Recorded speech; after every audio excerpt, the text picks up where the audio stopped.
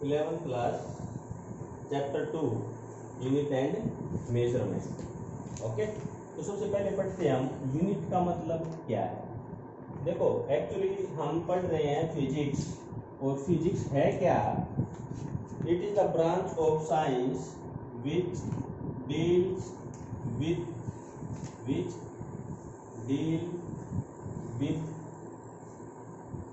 Nature and natural phenomena.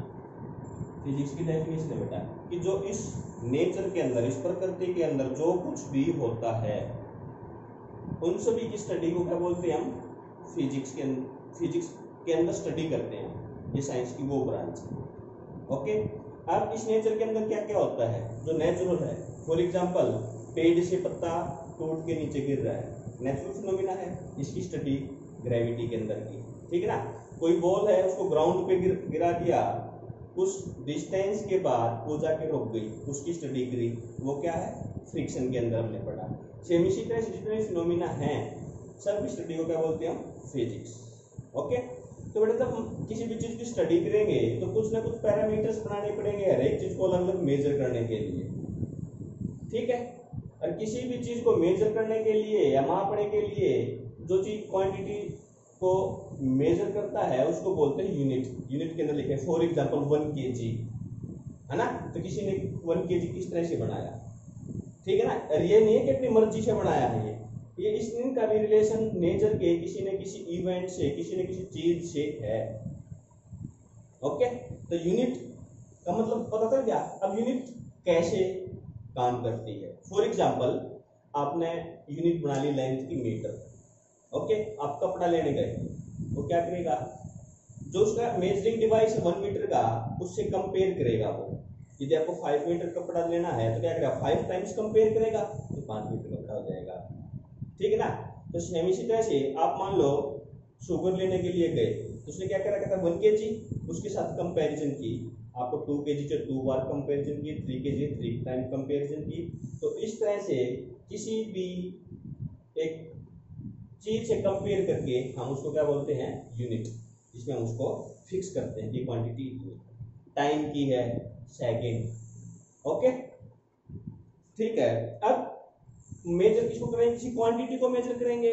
तो इस nature के अंदर यदि हम हर एक इवेंट की अलग अलग वो बनाते, क्वांटिटी को अलग अलग मेजर करते, तो इतनी सारी यूनिट हो जाती है, हम याद नहीं कर पाते, दिक्कत आती है ना। उन्होंने क्या किया? जो सबसे मेन थी, जिसका दूसरे के साथ कोई रिलेशन नहीं था, दूसरे से डिराइव नहीं कर सकते थे, वे क्वांटिटी निकाली, ठीक है ना। और उनको बोलते हैं हम फंडामेंटल क्वांटिटीज। तो फिजिकल क्वांटिटी, इसको हम 2 पार्ट में स्टडी कर सकते हैं। फर्स्ट इज फंडामेंटल,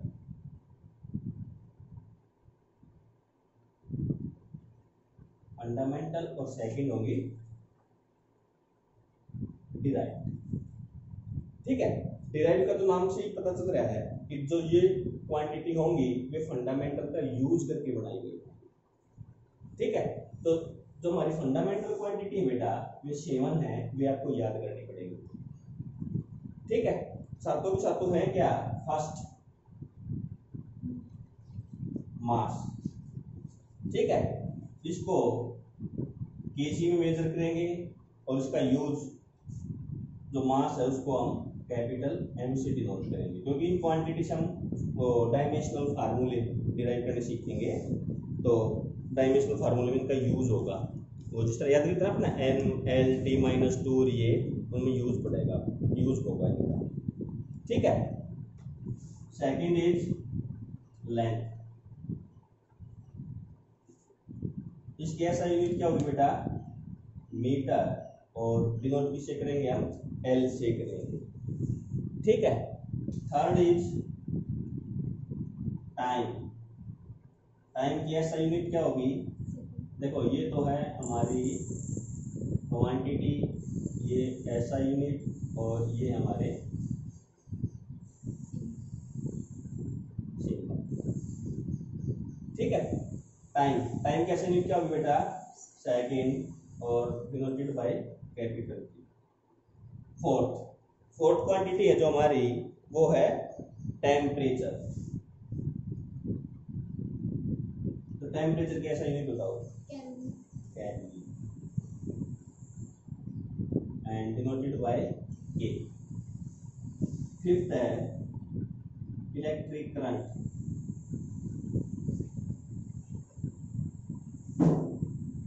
ऐसा यूनिट इज एम्पियर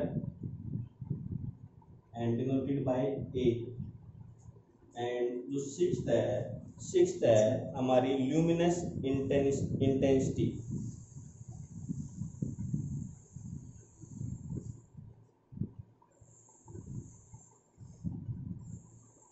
इसकी ऐसा यूनिट है बेटा कैडेला, ठीक है, and denoted by CD। And seven quantity is quantity of matter.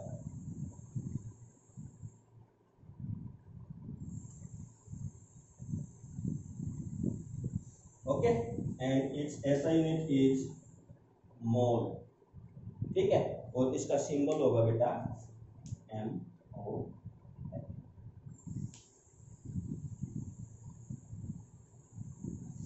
Clear, ये साथ के साथ आपने याद रखनी पड़ेगी। और दो क्वांटिटी है बेटा आपकी सप्लीमेंट्री यूनिट, ये फंडामेंटल होगी, इसके बाद होगी supplementary.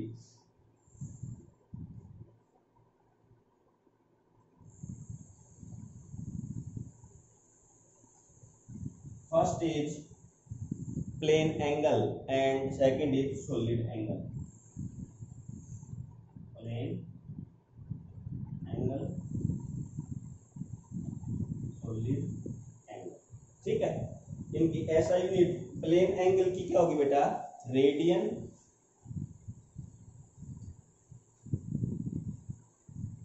And denoted by symbol RAD।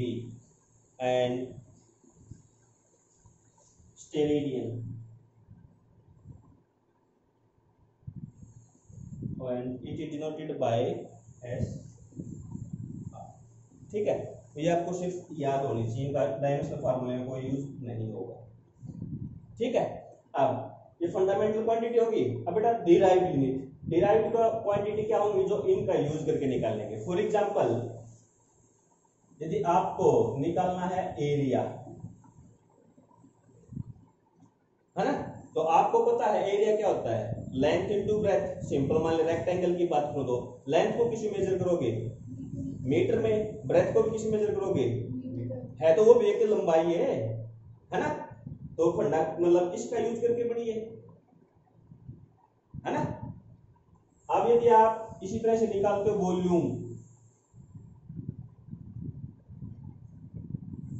L into B into H, सभी को मीटर में मेजर करेंगे, यही क्वांटिटी है, ठीक है ना। तो इस तरह से जितनी भी हमारी क्वांटिटी इनको छोड़ के जितने आएंगे सारे के सारे इनसे बढ़ेंगे, ठीक है।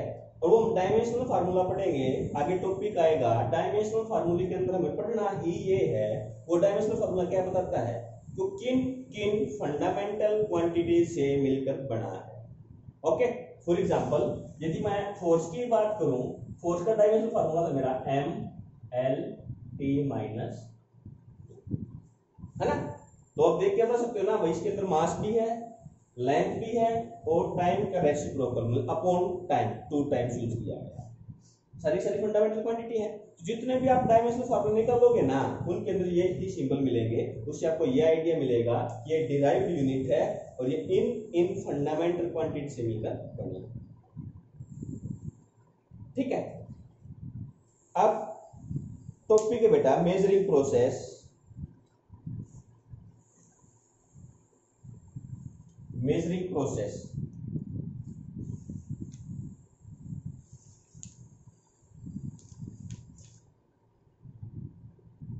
अब देखो मैंने अभी बताया था मेजरिंग प्रोसेस के अंदर क्या था कि हम जो एक हमारी फिक्स्ड यूनिट है उससे कंपेयर करेंगे। ओके, तो ये मान लो आपने 5 मीटर क्लॉथ लेना है, तो क्या किया, 5 टाइम्स रिपीट किया ना, इसके अंदर दो चीज आई, एक एग्जांपल लेके समझा रहा हूं मैं, 5 मीटर, ठीक है। ये तो क्या है आपकी क्वांटिटी, और ये क्या है यूनिट, ठीक है। अब इसको सिंपल, और किसके इक्वल है बेटा, क्यू, क्यू का मतलब टोटल क्वांटिटी, क्यू का मतलब टोटल क्वांटिटी। अब इसी चीज को यदि मैं ये लिख दूं 500 सेंटीमीटर, है ना, तो ये भी क्या है आपकी क्वांटिटी, और ये भी क्या है यूनिट, ओके। लेकिन दोनों में डिफरेंस क्या है, ये यूनिट अलग है और ये यूनिट अलग है, क्वांटिटी सेम है ना। जैसे ही हम यूनिट चेंज करेंगे तो हमारा जो मैग्नीट्यूड या क्वांटिटी है, टोटल क्वांटिटी सेम रहेगी, इसका मैग्नीट्यूड है वो चेंज होगा, ओके। तो सिंपली मैथमेटिकली रिप्रेजेंट करने का तरीका क्या बेटा, ये Q इज इक्वल टू, इसको मैंने मान लिया N1 और U फॉर यूनिट सिस्टम 1, इसको मान लिया मैंने N2 unit system 2, quantity 2, and ये होगा यूनिट सिस्टम।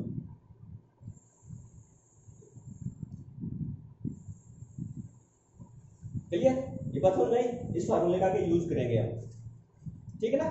N1 N2 का मतलब समझ आएगा बेटा, क्वांटिटी है, और U1 U2 का मतलब यूनिट है, ठीक है। मींस ये यूनिट इतने टाइम्स रिपीट की गई है, जिस तरह 5 मीटर क्लॉक था तो मीटर को 5 बार रिपीट किया गया तो 5 मीटर बना।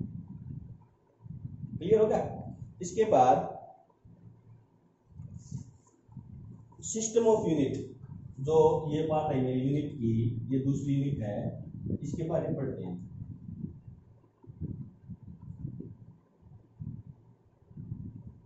अब देखो,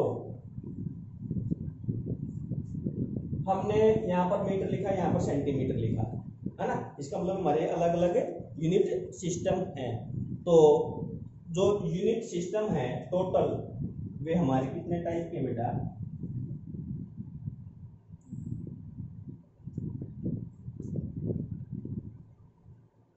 फोर टाइप्स के, ठीक है। फर्स्ट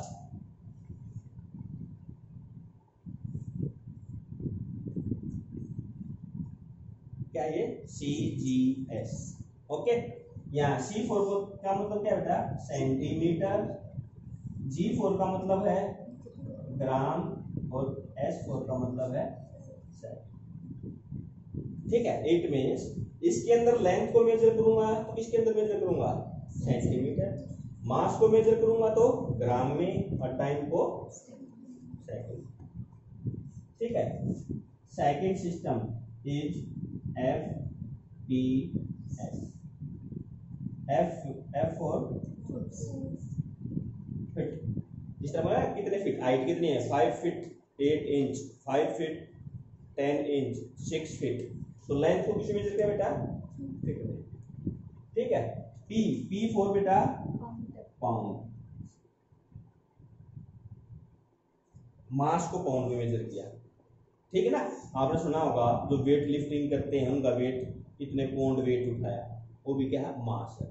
और S4 वही centimetre, okay. Third system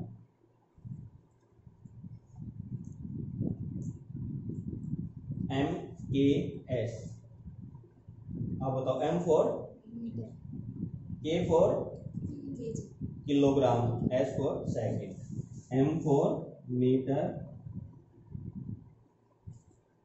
K for, और S फॉर,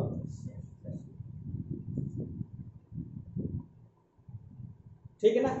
इसके अंदर पता चल गया। अब जो लास्ट है SI, SI का मतलब है international system of unit, international system, ठीक है। अब देखो एक चीज समझो, यदि कोई भी चीज है जो मान लो न्यूटन लॉ पढ़े, क्या इसकी इन्वेंशन हमारे देश में हुई थी, नहीं ना। फैराडेज लॉ पढ़ते हैं, लैमिज थ्योरम पढ़ी, तो मतलब ऑल ओवर वर्ल्ड रिसर्च चलती रहती है। अब एक चीज है, पेड़ से पत्ता टूट के नीचे गिरा, क्या इंडिया में गिरा है, दूसरे देश में गिरा है? All over world. मतलब जो फिजिकल इवेंट होंगी वो तो ऑल ओवर वर्ल्ड होंगी ना, और कहीं पर भी रिसर्च होगा। ठीक है, तो एक ऐसा सिस्टम बनाना पड़ा कि जिससे किसी को दिक्कत ना आए। फॉर एग्जाम्पल, यदि हम छोटी सी बात करते हैं कि हम गेहूं की बात कर लें, हमारे देश में कृषि ज्यादा थी ना, तो गेहूं का हम ये कि भाई इस खेत में कितनी पैदावार हुई, तो क्या करेगा वो, क्या 40 मन, इस तरह बोलता है ना वो। क्या ये जो मन यूनिट है, क्या जरूरी है ये राजस्थान में फॉलो होती हो, ऑस्ट्रेलिया में जाके करके फॉलो होगी नहीं ना, तो ऐसी यूनिट तो फेल होगी। ये तुम्हारी क्या होगी, लोकल यूनिट। ठीक है ना, तो ऐसा यूनिट सिस्टम बनाया जाए जो ऑल ओवर वर्ल्ड फॉलो हो। लेंथ है, इंडिया में भी मीटर मेजर की जाएगी, अमेरिका में भी, ऑस्ट्रेलिया, तो कहीं चले जाओ मीटर ही मिलेगा, और सबका मीटर ही मिला। ये नहीं भाई इंडिया में मीटर बड़ा है, ऑस्ट्रेलिया में छोटा मिलेगा, अमेरिका में उसका बड़ा मिलेगा, स्टैंडर्ड साइज है। ठीक है, तो एक ऐसा सिस्टम बनाया गया जिसको बोलते हैं हम SI, इंटरनेशनल सिस्टम। ओके, लेकिन इसने जो पैरामीटर सेट किए, कुछ टाइम के बाद MKS को भी फॉलो किया। किसको फॉलो किया? MKS को। ठीक है ना, तो आपने जितने भी टॉपिक पढ़े होंगे, जिस तरह से एक्सलेरेशन, एक वर्ड लिखा मिलता था वहां पर, SI unit of acceleration, SI unit of velocity, है ना, तो SI का मतलब समझ में आ गया ना। ठीक है, तो ये मतलब बेटा, हाँ, MKS ही हमारा SI सिस्टम है। ओके, यहां तक कोई प्रॉब्लम? अब बेटा, जिस तरह से जो 7 फंडामेंटल क्वांटिटी है, ये मैंने क्या बताया था, किसने अपनी मर्जी से नहीं बनाई, नेचर के अंदर सब कुछ एग्जिस्ट करता था, उसकी स्टडी करके बनाया। ठीक है, फॉर एग्जांपल लेंथ ही ली, तो कोई वेव 1 सेकंड में कितना डिस्टेंस ट्रेवल कर लेती है, कितने ऑसिलेशन पूरी करती है, तो उसकी जो लेंथ वो 1 मीटर के इक्वल होगी। इस तरह से तो इनकी कुछ डेफिनेशन है सातों की बुक में, उनको पढ़ लेना एक बार। ठीक है ना, ये ताकि पता हो आपको। इसके बाद एडवांटेज ऑफ ऐसा यूनिट सिस्टम जो भी डिस्कस कर रहे थे, ठीक है, इनको याद कर लेना। इसके बाद बेटा जो चीज है ये याद करने की है, ये मैं नोट करवा देता हूं आपको। पावर सिस्टम, जिसमें centi, deca, hexa, deci, centi, ये वर्ड यूज होते हैं ना, तो ये page number 2.5 and table number 2.3। ठीक है, एज इट इज यहां से याद करने हैं आपको सारे के सारे याद। ठीक है, अच्छा, इसके बाद कुछ और यूनिट्स हैं, फॉर एग्जांपल फर्मी। जिस तरह से एटम की न्यूक्लियस का साइज कई बार देखोगे आप फर्मी में लिखा मिलेगा, तो फर्मी का मतलब क्या होगा, 10⁻⁻15 मीटर। ये यूनिट याद करनी है आप लोगों ने। एंगस्ट्रॉन, ठीक है ना, 1 angstrom is equal to 10⁻⁻10 metre. ठीक है, तो जो मेन यूनिट है, nanometre, micro, nanometre, N for nano, तो एन नैनो का मतलब होता है 9, 10⁻⁻9, इस तरह से याद कर लेना, 10⁻⁻9। इसके बाद है माइक्रो, इस तरह से लिखेंगे इस सिंबल को, ये किसका सिंबल है बेटा, माइक्रो। ठीक है ना, माइक्रो में आएगा 10⁻⁻6। इसके बाद आएगा mm, ये है मिली, मिली का मतलब है 10⁻⁻3m। तो ये यूनिट्स आपको बेटा याद होनी चाहिए ताकि न्यूमेरिकल में आपको मिलेगी। ठीक है, अच्छा, इसके बाद ये जो स्मॉल डिस्टेंस को मेजर करने के लिए है, इसके बाद कुछ यूनिट हैं लार्ज डिस्टेंस को मेजर करने के लिए। फॉर एग्जांपल, यहां से सन का डिस्टेंस मेजर करना है, किसी दूसरे प्लेनेट का डिस्टेंस मेजर करना है, किसी स्टार का डिस्टेंस मेजर करना है, तो किलोमीटर, मीटर तो छोटी यूनिट में आ गई, लेकिन इतनी बड़ी डिस्टेंस को मेजर करने के लिए हम लार्ज डिस्टेंस को जो यूनिट सिस्टम यूज करते हैं उसके अंदर है, फॉर एग्जांपल लाइट ईयर। ठीक है, अब 1 लाइट ईयर किसके इक्वल होगा, इसको मैथमेटिकली कैलकुलेट करना चाहो तो देखो लाइट की स्पीड कितनी है 3 × 10⁸ एक सेकंड में, और एक ईयर में कितने सेकंड बनेंगे उससे मल्टीप्लाई कर दो, ठीक है ना। 365 × 24 × 60 × 60 × 3 × 10⁸, ठीक है ना। 365 × 24 × 60 × 60, ये कितनी सेकंड होगी बेटा, और लाइट की स्पीड 3 × 10⁸, तो डिस्टेंस आ जाएगा टोटल, और इसकी वैल्यू अपन जो याद करेंगे वो आएगी 9.467 × 10⁻15 मीटर, ठीक है। इसके बाद सेकंड यूनिट 1 एंगस्ट्रॉम, 1.496 × 10⁻11 मीटर, ठीक है। कई बार ये चाहे तो फिलअप की फॉर्म में पूछ ले, एमसीक्यू की फॉर्म में पूछ ले, किसी न्यूमेरिकल में दे दे, डिस्टेंस सब यूज होंगे आपकी। इसके बाद देखा पारसेक,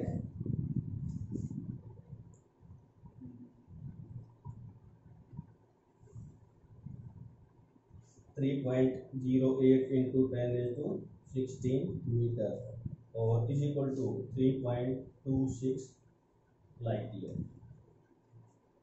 ठीक है। तो ये बेटा टोटली याद करने का, ये सारी क्वांटिटी आपको याद करनी पड़ेगी, तो जो भी यूनिट हैं ये याद कर लेना, ठीक है। इसके बाद कुछ हैं मेथड, फॉर एग्जांपल यहाँ से यूनिट तो पढ़ ली लार्ज डिस्टेंस को मेजर करने के लिए। अब मान लो आप सन का डिस्टेंस मेजर करना चाहते हो तो कैसे मेजर करोगे, हमारे पास अलग अलग मेथड है। फॉर एग्जांपल यदि हमको अर्थ पे मेजर करना तो क्या करेंगे, हम एक मेजरिंग डिवाइस जिसको फीता बोलते हैं उसका एक एंड पकड़ेंगे, दूसरे एंड तक लेंगे, तो इसको मेजर कर लेंगे, है ना। अगर सन तक का डिस्टेंस मेजर करना है तो हम क्या हम सन पे जाएंगे इसको लेके, नहीं, ठीक है ना। तो हमारे पास जो फर्स्ट एग्जांपल बताया मैंने अर्थ पर मेजर करने का, उसको तो बोलते हैं हम डायरेक्ट मेथड, क्या बोलते हैं, डायरेक्ट मेथड। और जो सन वगैरह लार्ज डिस्टेंस को मेजर करने के लिए यूज करते हैं उसको बोलते हैं हम इनडायरेक्ट मेथड, क्या वो डायरेक्ट और इनडायरेक्ट। तो डायरेक्ट मेथड के अंदर तो क्या होगा, हमारे पास मेजरिंग डिवाइस होगा और सीधा हम मेजर करते हैं। फॉर एग्जांपल इस बोर्ड की लेंथ मेजर करनी है तो हमारे पास इंची टेप या स्केल होगा, जो भी, एक यहाँ पर एंड लगाया और दूसरे एंड को वहां तक लेंगे, इसको मेजर कर लिया, ये होगा डायरेक्ट मेथड, ठीक है। इस मार्कर की लेंथ मेजर करनी है, स्केल से मेजर कर देंगे, डायरेक्ट मेथड, ठीक है। और इनडायरेक्ट मेथड में हम अलग अलग सिस्टम यूज करेंगे। फॉर एग्जांपल आपने 10th क्लास में पढ़ा हुआ है इकोसिस्टम चैप्टर, है ना, कि मैंने क्या किया, अब मैं बोल रहा हूं तो मेरी आवाज रिफ्लेक्ट होके आएगी ना। और यदि हम कैलकुलेट कर ले कितने टाइम में आवाज आ रही है, साउंड की स्पीड पता हो तो डिस्टेंस मेजर कर सकते हैं। फॉर एग्जांपल हाईवे पर आपने देखा होगा पुलिस वाले गाड़ी खड़ी करके रखते हैं, हाई स्पीड का चालान काटते हैं, है ना, वो 5-7 किलोमीटर दूर हो गए तभी उसकी स्पीड को मेजर कर लेते हैं। तो कौन सा मेथड है, इनडायरेक्ट मेथड। कौन सा मेथड है वो, इनडायरेक्ट, क्योंकि इनके पास एक रडार सिस्टम है, वो लगातार रेडिएशन छोड़ेगा और वो जब स्पीड से गाड़ी से टकरा के आएगा तो उसकी कैलकुलेशन से हो जाता है किस स्पीड से चल रही है, ठीक है ना। ये हमारे डायरेक्ट और इनडायरेक्ट मेथड। तो इसमें से एक दो जो मेथड है इंपॉर्टेंट वो पढ़ लेना। फर्स्ट तो ट्रायंगल मेथड है। ट्रायंगल मेथड तो आपने उसके अंदर मैथ के अंदर पढ़ा होगा,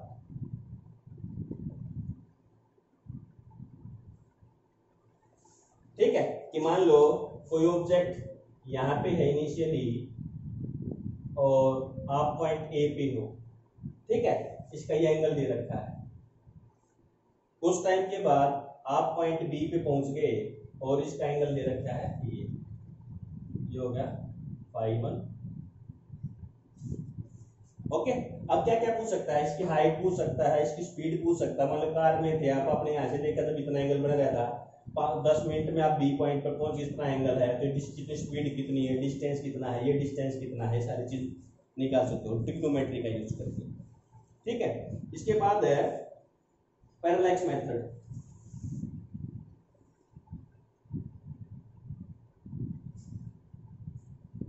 पैरेलैक्स मेथड के अंदर भी बेटा यही है कि मान लो ये कोई ऑब्जेक्ट है आपकी,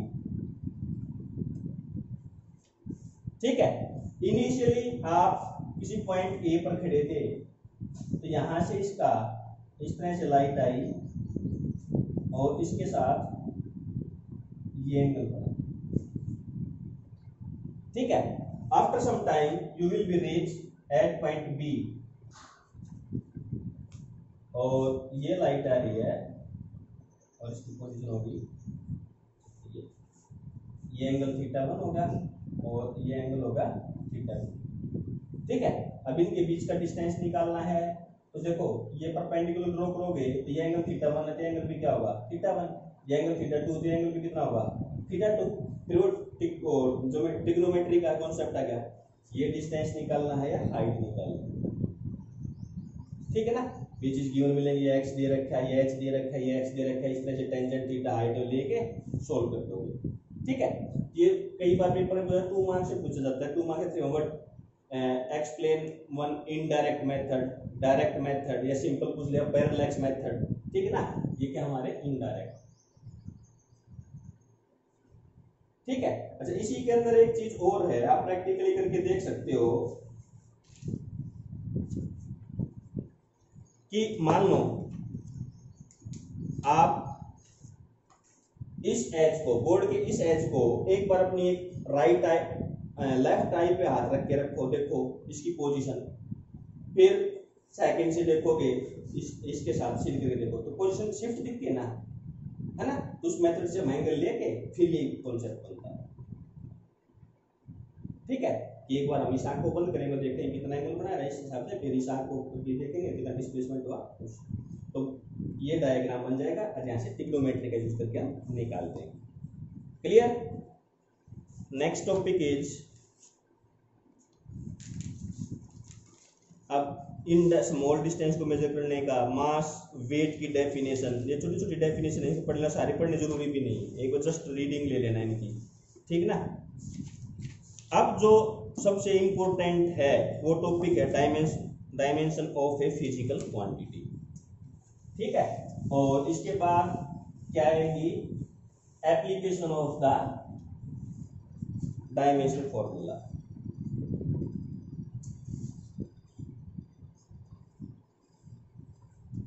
डायमेंशन ऑफ ए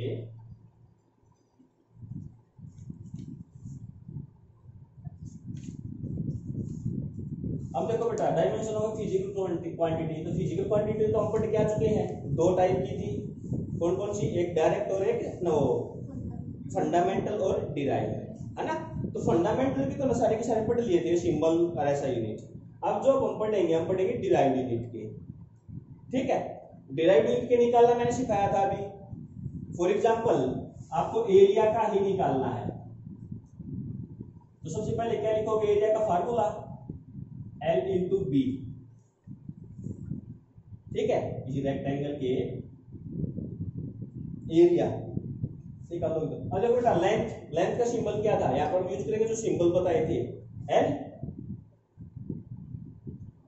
इसका भी क्या होगा बेटा L, ये क्या बन गया बेटा L की पावर 2, ठीक है। आप वॉल्यूम का निकाल के देखो,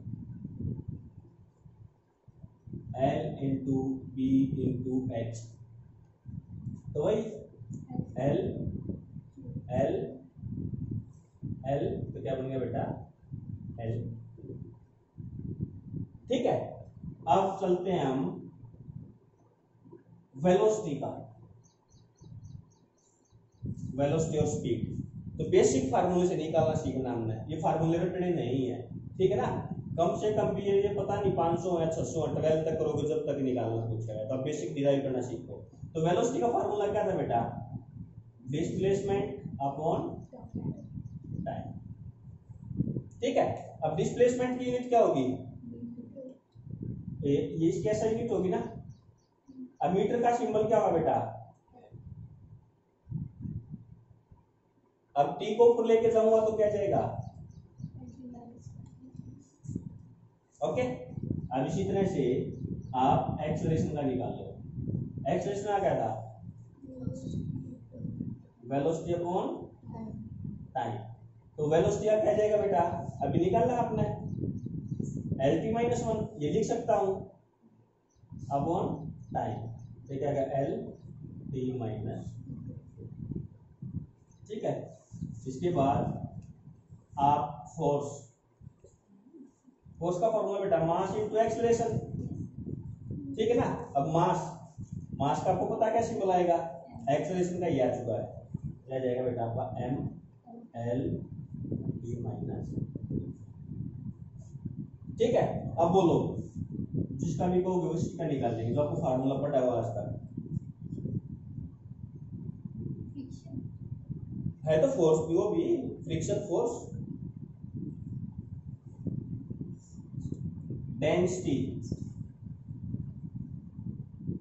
बताओ क्या होगा, mass is equal to volume into density होता है ना, तो क्या जाएगा बेटा मास अपॉन वॉल्यूम, है ना। तो क्या बन जाएगा बेटा, मास का तो क्या आ गया एम, अब वॉल्यूम का क्या आ गया एम एल माइनस, ठीक है। प्रेशर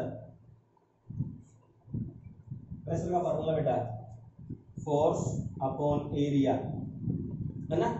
फोर्स का आपने निकालना है अभी, ये रहा, ये जगह था M L T minus two upon area का एल, ये ऊपर जाएगा तो माइनस टू, एक एल की पावर प्लस वन है तो कितना बचेगा माइनस वन, ये जाएगा बेटा M L minus one T minus two, ठीक है। और बताओ जो आपको है, तो पावर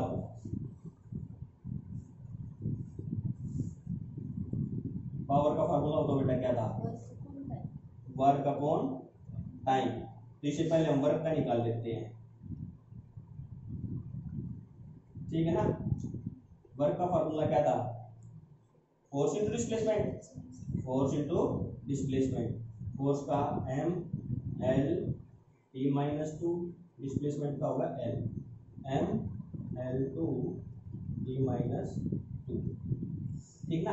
अब इसका निकालो पावर का, M L two T minus two upon T ऊपर जाएगा माइनस, तो होगा M L two T minus three, ठीक है।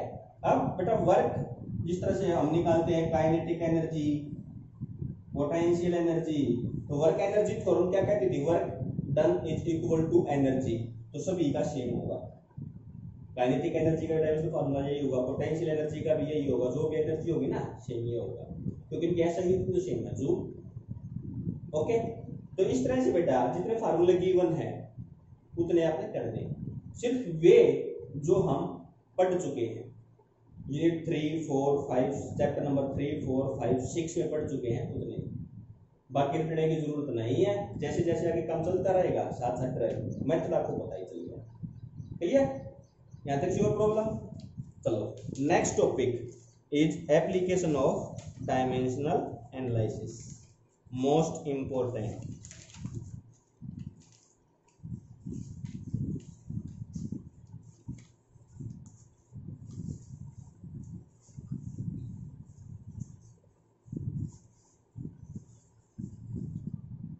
एप्लीकेशन ऑफ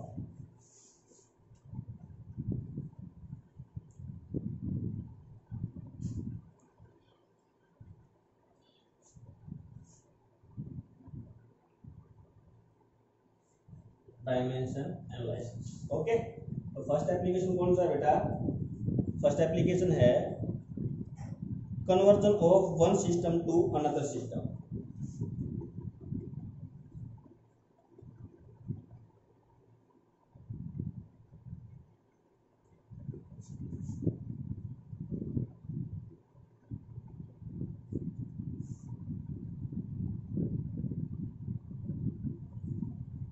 मीन्स सिस्टम का मतलब यूनिट सिस्टम, अभी हम पढ़े थे ना, मान लो आपके पास कोई एमकेएस सिस्टम में है, उसको सीजीएस में चेंज करना है, सीजीएस में है एमकेएस में चेंज करना है, तो बाय यूजिंग डायमेंशन एनालिसिस उसको कर सकते हैं, ओके। तो एक एग्जांपल लेके करते हैं हम कि 1 newton is equal to dash dash dash. What is the CGS unit of the force? CGS unit of the force time. Okay, अब देखो जो मैंने बेसिक फार्मूला बताया था, Q is equal to N1 U1 is equal to N2 U2, है ना। पहले इसको कंपैरिजन करो, तो N1 इज इक्वल टू क्या होगा 1, U1 इज इक्वल टू क्या होगा न्यूटन, यूनिट तो न्यूटन है एमकेएस सिस्टम में। अब यदि मैं N2 की बात करूं तो N2 क्या करना है, मेरे को निकालना है, और U2 को क्या सिस्टम में रखा बेटा, टाइम मींस CGS, यहाँ पे क्या है MKS। ठीक है, ये चीज स्टार्टिंग में आपने कंपैरिजन करनी है।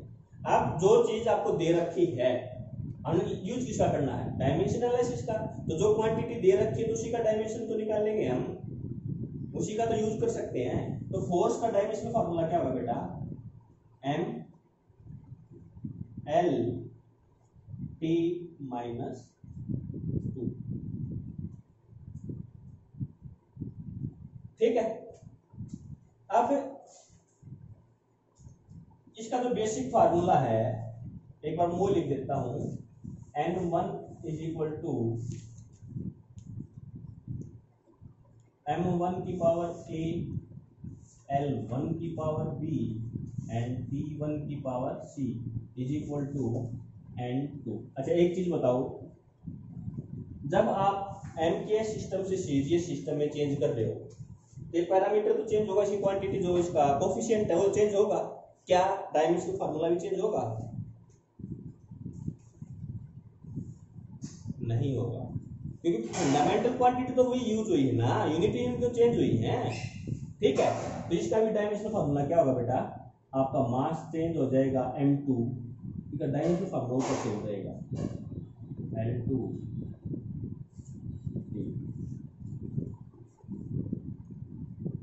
डायमेंशनल फार्मूला सेम है, इसलिए उनकी पावर सेम रखा। ठीक है, अब आपको N2 निकालना है तो क्या करूं मैं, N2 को यहाँ रख के बाकी सारी चीज को यहाँ पर शिफ्ट कर दूंगा। तो N2 is equal to N1, अब बेटा M1 अपॉन M2 की पावर A, L1 की power L2, L1 by L2 की पावर B, और T1 बाई T2 की पावर C। इस साइड आएगा तो इस तरह लिख सकते हैं ना, है ना। तो आपको बेसिक फार्मूला पढ़ेंगे, जर्नल किसी भी न्यूमेरिकल पुट कर सकते हो। ठीक है, और जब आपको न्यूमेरिकल दे रखा है तो आपको जस्ट कंपैरिजन करनी है। ओके, अब कंपेयर करो इस फार्मूले में और इस फार्मूले में। ठीक है, M1 कितना है,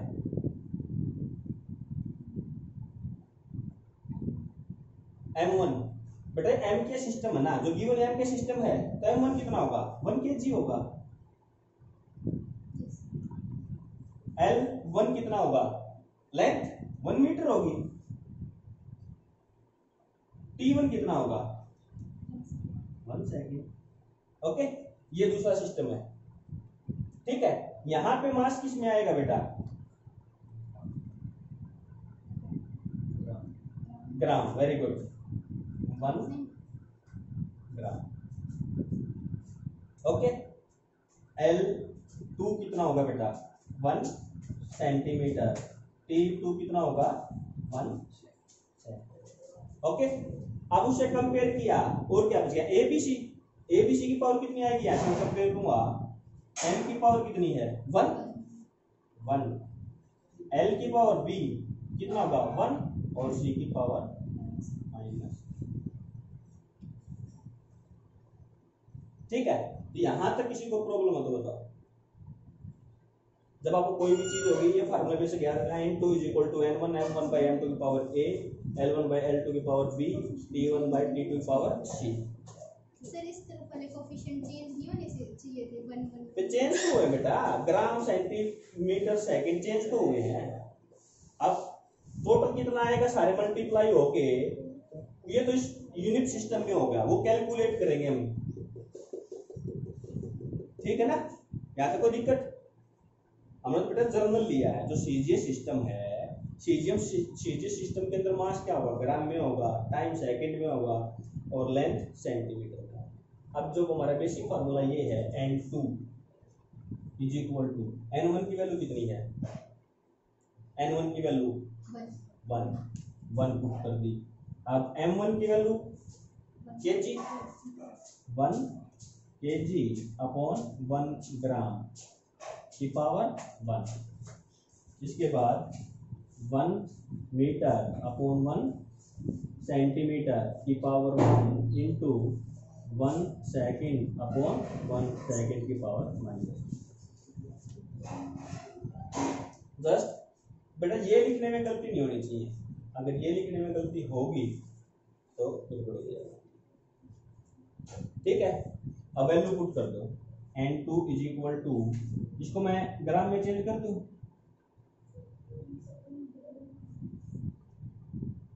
इसको सेंटीमीटर में चेंज कर दूं, ये बेटा कैंसिल होगा, इसको छोड़ दो जैसे। ठीक है, सेंटीमीटर से सेंटीमीटर कैंसिल, जी से जी कैंसिल, तो कितना है बेटा 10⁵ ये आसान। ठीक है, अच्छा ये तो M2 L2 T2 इसने यूनिट सिस्टम दे रखा था, कई बार अपनी मर्जी से ही बना लेगा। जो हमने पढ़े है ना यूनिट सिस्टम 3 4, इसमें से कोई ना दे, अपने आप दे दे कि वो ऐसे लिख देगा 1 kg star is equal to 10 kg। ठीक है ना, तो उसमें आप M2 की वैल्यू कितनी लोगे, 1 kg स्टार लोगे और kg स्टार की जगह 10 kg पुट कर दोगे। ठीक है, ऐसे न्यूमेरिकल करोगे तो पता चल जाएगा। ठीक है, तो आज सिर्फ एक ही टाइप, ठीक है, इसके न्यूमेरिकल करके देखने हैं आप लोगों ने, फिर सेकंड टाइप और थर्ड टाइप और इसकी डाउट ले लेंगे। ओके।